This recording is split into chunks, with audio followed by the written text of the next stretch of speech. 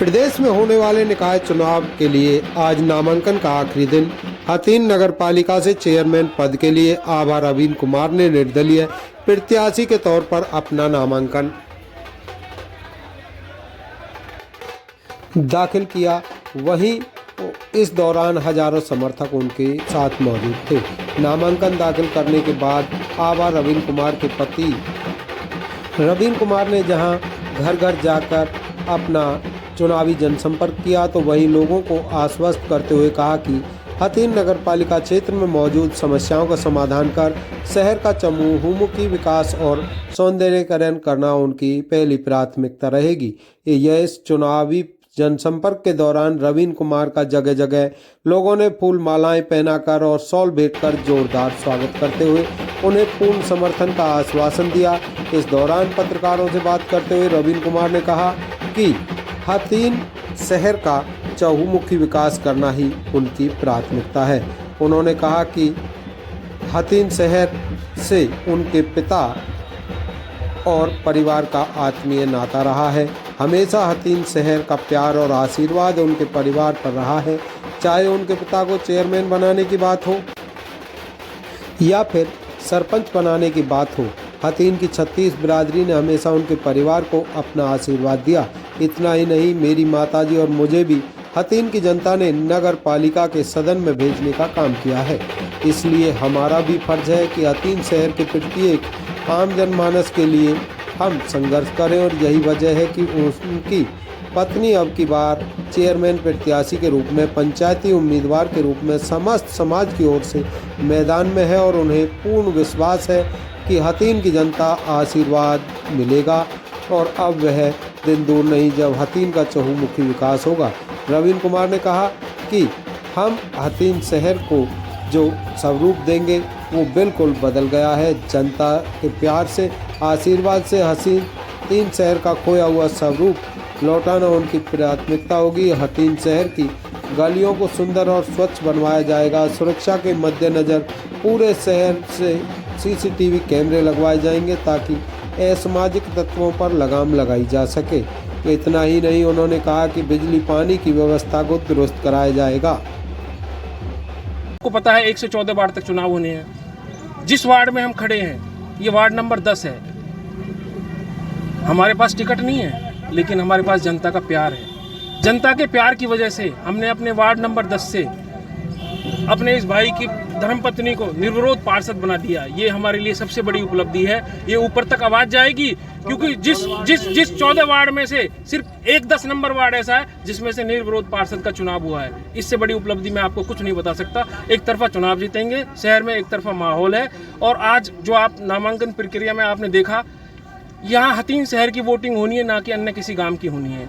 यहाँ रावतपाल, सहरावतपाल, डागरपाल, कोई पाल काम नहीं करेगी। पालों से प्यार हमारा भी है। रावतपाल में वही खून हमारा है, वही खून उनमें है। लेकिन यहाँ 36 बिरादरी का प्यार है। लेकिन यहाँ शहर की वोटिंग होनी है, रावतपाल और डागरपाल की वोटिंग नहीं होनी। यहाँ शहर की हथीन की 36 बिरादरी की वोटिंग होनी है। एक तरफा चुनाव जीत रहे हैं, इसमें कोई संशय नहीं है। आज जो शहर में आपने नामांकन भरा और शहर में जुलूस निकाला है, क्या कहेंगे, किस तरह लोगों का प्यार मिल रहा है? देखिए, आज का जो हमारा इलेक्शन होने वाला है हथीन नगर पालिका का, हथीन नगर पालिका का जो इलेक्शन है, पिछले 7 साल का जो राज रहा, उस राज का जो असर है वो लोगों के दिल और दिमाग में है। क्योंकि लोगों के संग जो अनीति हुई है, अत्याचार हुआ है, जो दुर्व्यवहार हुआ है, जो खुलेआम लोगों के साथ मारपीट हुई है, जो लोगों के साथ खुलेआम चोर बाजारी हुई है, जो जगह जगह नाकाबंदी कर दी गई, कहीं तार खींच दिए गए, कहीं गरीब मजदूर रेहड़ी वालों से खुलेआम तारबंदी करके इतना जुल्म करके पैसे लूटे गए हैं। उस अत्याचार के विरुद्ध शहर में चुनाव है। चाहे बेशक से शहर की जनता ने एक मन बना लिया है कि हमें जो कुशासन था, क्योंकि अगर आप पीछे कभी भी जाएं, किसी भी युग की बात उठा लेते हैं, घमंड तो रावण का भी नहीं रहा। बेशक से सरकार या मंत्रियों ने उसको टिकट दे दी। टिकट इसलिए मिल गई बीजेपी की, क्योंकि आपको पता है 7 साल की जो लूट थी ना, वो उसका टिकट में कहीं ना कहीं अहम रोल है। क्योंकि हमारे साथ जनता की आवाज़ थी। सरकार द्वारा पूरा सर्वे कराया गया था। इंटेलिजेंस की रिपोर्ट थी कि भाई अगर आप इस कैंडिडेट को, वर्तमान चेयरमैन को टिकट देंगे तो 100% आपकी टिकट चुनाव हारेगी। इंटेलिजेंस ने पूरी तरह अपनी एक रिपोर्ट दी थी। सीएम साहब ने पूरा प्रयास किया कि भाई अगर हम इस टिकट को यहाँ देते हैं, उन्होंने सीधा कहा था कि अगर ये टिकट, इंटेलिजेंस की जो रिपोर्ट थी, सीआईडी की जो रिपोर्ट थी, अगर श्रीमती आभा के पास ये टिकट जाती है तो वो शहर में एक तरफा चुनाव जीतेंगी।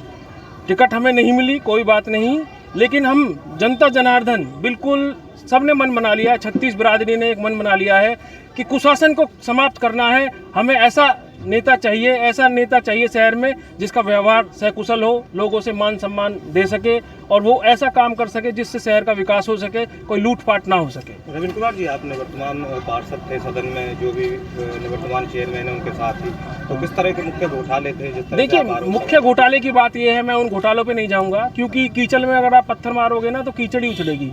लोगों को पता है, मुझे उसमें जाने कुछ कोई फायदा नहीं है। मुझे बात ये करनी है कि भाई हमें हथीन शहर का विकास कैसे करना है। अगर वही सरकार, कहते हैं ट्रिपल इंजन की सरकार, इससे पहले भी तो ट्रिपल इंजन की सरकार थी, वही चेयरमैन था, पार्टी का चेयरमैन था, पार्टी का एमएलए था, पार्टी के मतलब वही चेयरमैन था, जिसको टिकट मिली है वो निवर्तमान चेयरमैन था। और अभी कहते हैं ट्रिपल इंजन की सरकार। लोगों ने 5 साल, जो 7 साल का कुशासन देखा, वो ट्रिपल इंजन की सरकार में ही तो देखा। अब 36 बिरादरी के लोगों ने मन बना लिया है कि हमें भयमुक्त सरकार चाहिए, हमें ऐसा नेता चाहिए जिसके सामने हम अपनी बात कह सकें, जिससे हम अपनी बात कहने में ये नहीं कि उन्हें डर लगे कि भाई वो हमारे साथ हाथापाई कर दे, हमारे साथ गाली गलौज करे।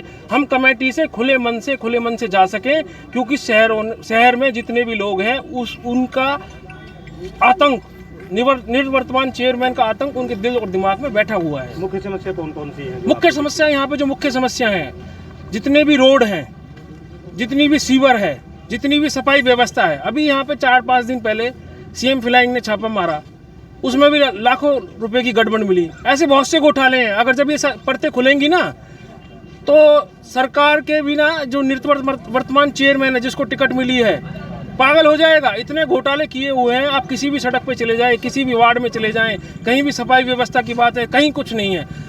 उसका काम सिर्फ भय बनाना है, भय के सिवा और दूसरा कोई काम नहीं किया। लोगों को खुलेआम पीटा है, लोगों के साथ गुंडागर्दी की है, चाहे वो किसी भी बिरादरी का हो, चाहे वो आपका बघेल समाज से हो, प्रजापति समाज से हो, ठीक है, चाहे आपका कुरैशी समाज से हो। लोगों को खुलेआम पीटा है उसने, इसके सिवा उसने और कोई विकास की बात नहीं की।